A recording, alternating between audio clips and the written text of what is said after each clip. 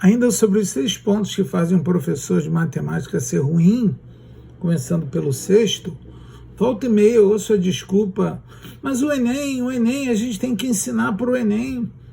Mas o Enem está esfregando na sua cara que você deveria falar mais de exemplos sociais.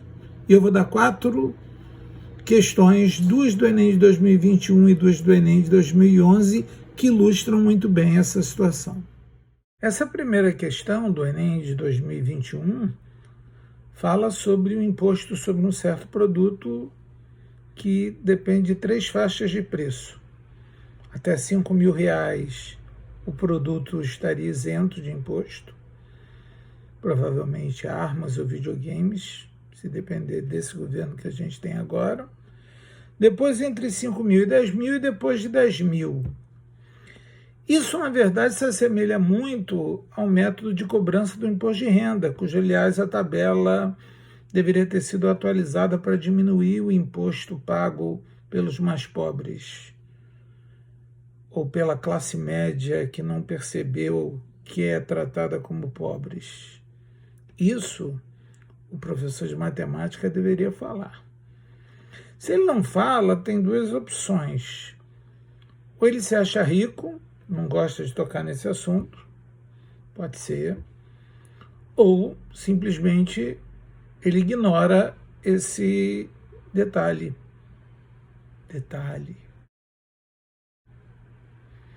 A questão número 2 é fantástica. A questão número 2 fala sobre um churrasco de fim de ano. Como é que se calcula a quantidade de comida necessária para esse churrasco? E aí, gente, você repara que o anfitrião vai preparar uma ceia, uma festa para 30 convidados. 30 em 2021, isso é impossível. Essa questão é de 2011. Talvez no final de 2022 a gente possa começar a pensar nisso.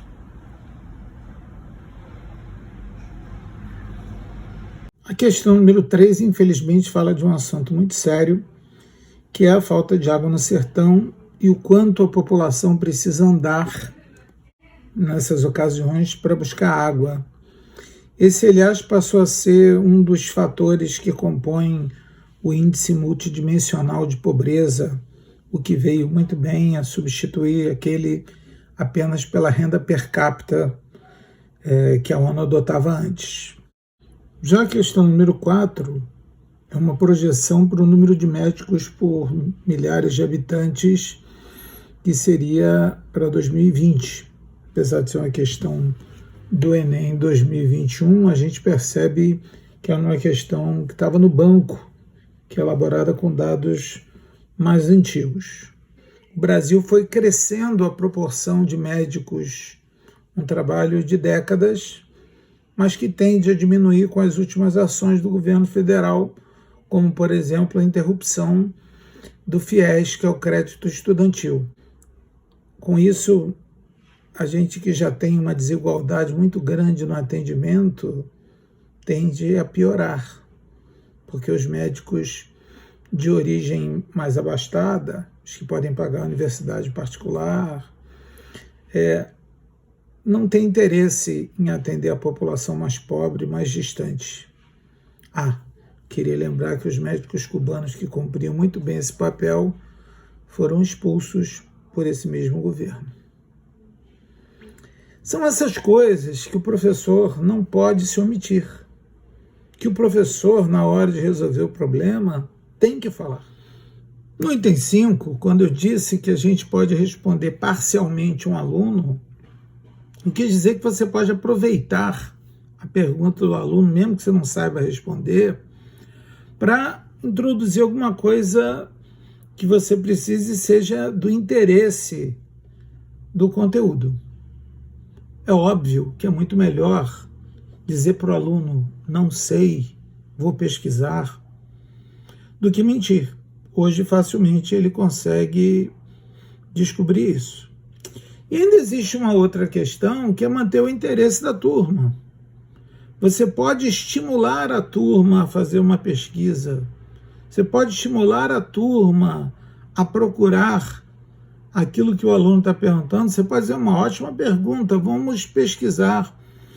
E, a partir dali, você trata o conteúdo de uma forma que seja convergente com o que o aluno está perguntando. Por falar em convergência, isso foi um trocadilho que só os matemáticos vão entender. Uma vez, um aluno me perguntou o que era um vetor gradiente. E eu, na hora, consegui explicar para ele usando o seguinte exemplo. Você imagina que você está organizando seu horário semanal de estudos e você vai estudar um número de horas, vai descansar um número de horas e tem um certo número de horas de lazer. Será que colocar esses 3 valores iguais vai maximizar, vai tornar maior possível a sua nota? Provavelmente não.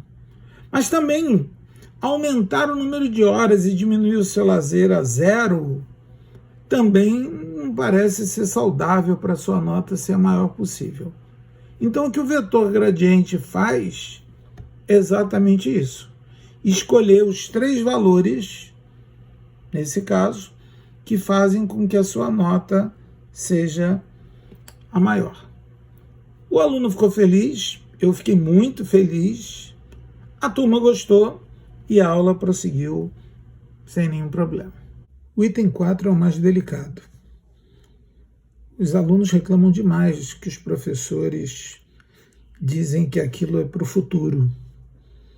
Evidentemente que eu tenho aulas onde a matéria não se esgota e eu não consigo mostrar uma utilidade, mas eu tento também explicar para o aluno que ele está numa espécie de treinamento. Uma aula de vôlei onde, por exemplo, ele está só aprendendo a sacar e que em breve ele vai conseguir juntar as peças e conseguir enxergar uma coisa mais ampla. Agora, dizer para um aluno que aquilo só vai ser útil daqui a 4, 5 anos é dar um tiro no pé, porque o desinteresse vem muito rápido. E eu vou tratar dos itens 1, 2 e 3 ao mesmo tempo. No item 1 eu perguntava por que o professor está ensinando aquele assunto. No item 2, por que ele ensinava daquele jeito. E no item 3, por que ele não ensinava de outro jeito. Todos os assuntos precisam ter esse domínio completo do professor, para que ele possa ele mesmo fazer as perguntas que os alunos fariam para ele. Por exemplo, o professor diz ao aluno que infinito não é um número, que ele não pode contar até infinito, porque sempre vai ter um número maior, basta adicionar uma unidade. No entanto, ele diz que por uma reta passam infinitos pontos. O infinito não é número, mas é quantidade. E ele precisa saber sair dessa situação linguística, dessa situação metodológica, dessa situação matemática, com clareza.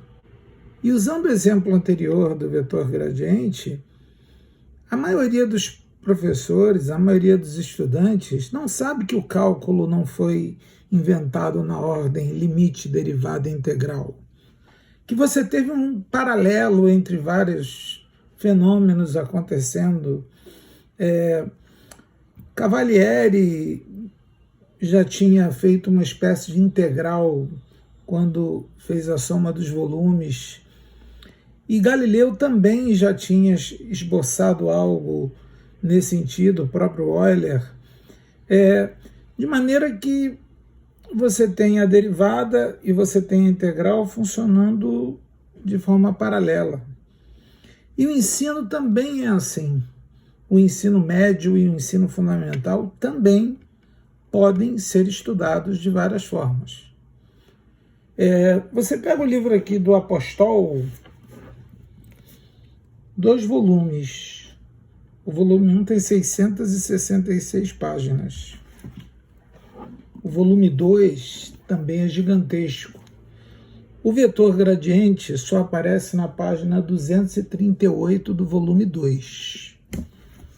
O vetor gradiente, se você começar por limite derivada integral, ele só aparece no cálculo 3, ou seja, também no segundo volume de qualquer livro que siga a ordem tradicional, por exemplo, do Stuart, que é o mais famoso. A maioria dos professores não sabe que você pode começar a geometria por áreas e ir descendo. Acha que tem que começar sempre por ângulo, depois triângulo, depois quadriláteros. Não há essa necessidade. Como a trigonometria pode ser estudada de uma forma ao contrário. Você pode começar pela função trigonométrica e depois chegar nas outras relações. Existem várias maneiras e todas elas, ainda que você não saiba ensinar, porque ninguém sabe todas as maneiras, você deve ter ouvido falar, você deve procurar ouvir falar.